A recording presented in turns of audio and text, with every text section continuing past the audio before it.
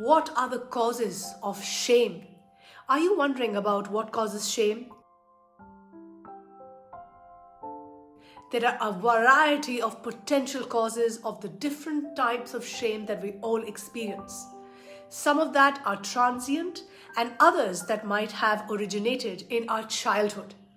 In addition, sometimes mental health concerns can create shame in and of themselves.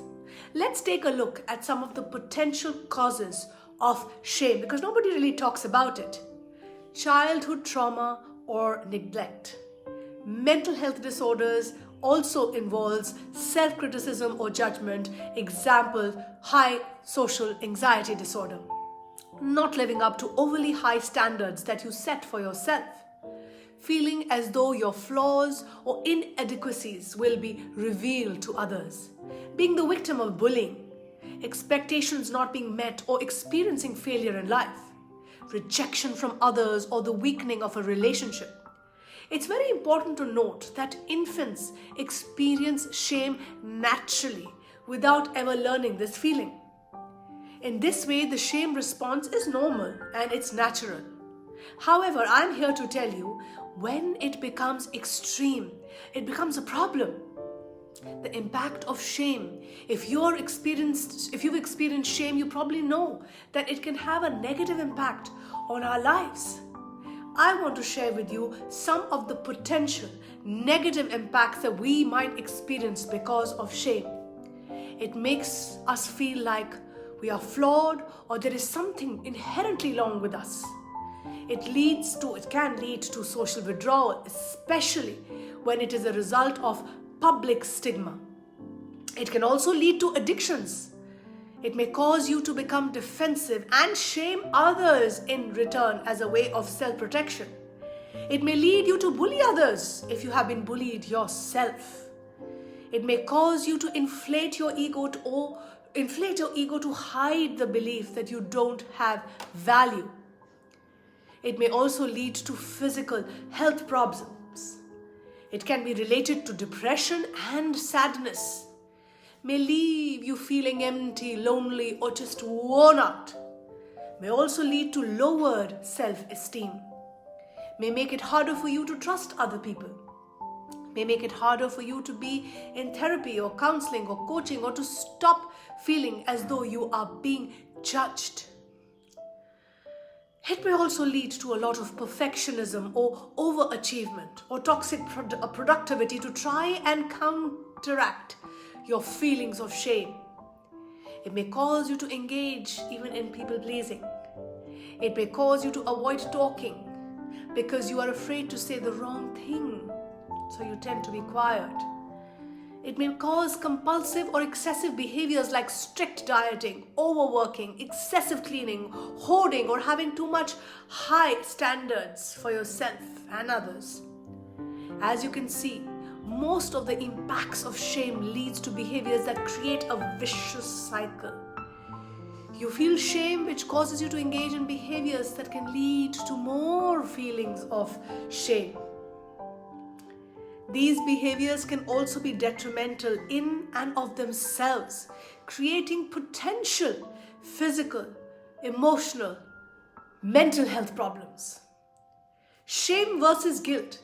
Before we discuss how to start feeling less shame, it's very important to consider that there is a difference between shame and guilt.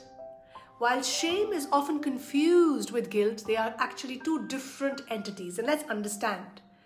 Guilt is generally about something that you have done.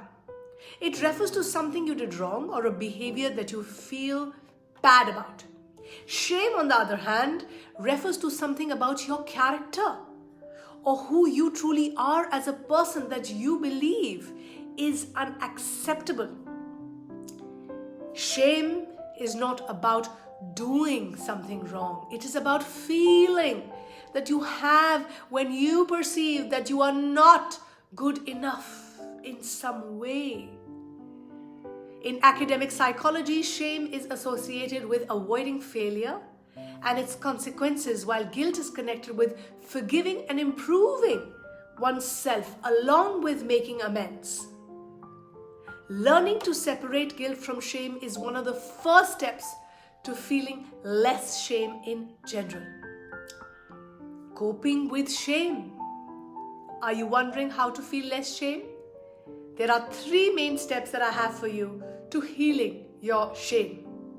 The first is exploring your shame instead of avoiding it, hiding it, blocking it. The second is embracing your shame with openness. And the third is achieving acceptance.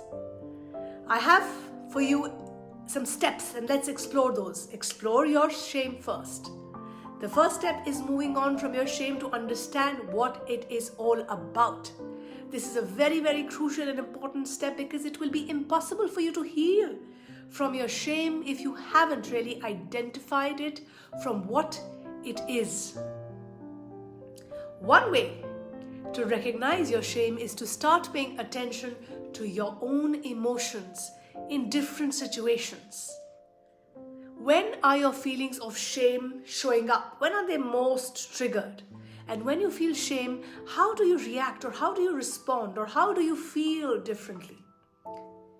If you're unsure, try writing a journal about your feelings of shame. This will help give you clarity. In particular, you could write about events from your past in which you felt deep shame or that influenced you today in your feelings of shame. Write down any feelings or thoughts you have and how you reacted to the past situation. Next, spend some time examining how past shame still influences you today in terms of your current shame. What did past situations teach you about yourself? Bringing your shame into the light is a way to escape from having it cast a shadow on your current self. And that's why we have to learn to confront shame with empathy and love. Embrace your shame. Now that you have identified and acknowledged your shame, it's time to work on embracing your shame.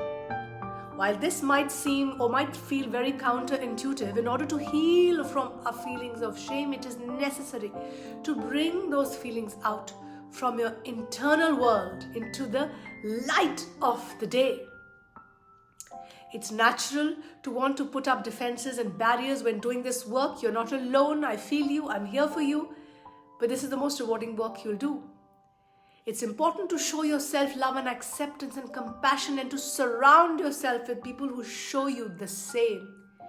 You need a safe space, a place where you feel you belong, and a group that will shower you with unconditional acceptance and love. If you don't already have that in your life, seek it out from friends, family, even a support group. When doing this, I want you to remember that your love for yourself must be unconditional, without any strings when you feel any kind of shame. Be honest with yourself and with other people. Don't avoid the shame that you are feeling. Don't hide it, don't block it, don't fight it, don't suppress it. Rather, talk about your feelings and share them when in a safe space that you have created. Allow your pain, your suffering to be normalized. This will help you gain more perspective on your shame and help you confront it with love and empathy. If you feel uncomfortable doing these things on your own, consider speaking to a coach, a therapist, maybe a mentor. Aim for acceptance. As you go through this process, it's important to re-examine your own beliefs, your own attitudes about yourself. This is the time to start rejecting old beliefs that are not serving you, that there is something inherently wrong with you. Instead, accept your new reality that you are acceptable and lovable just the way you are.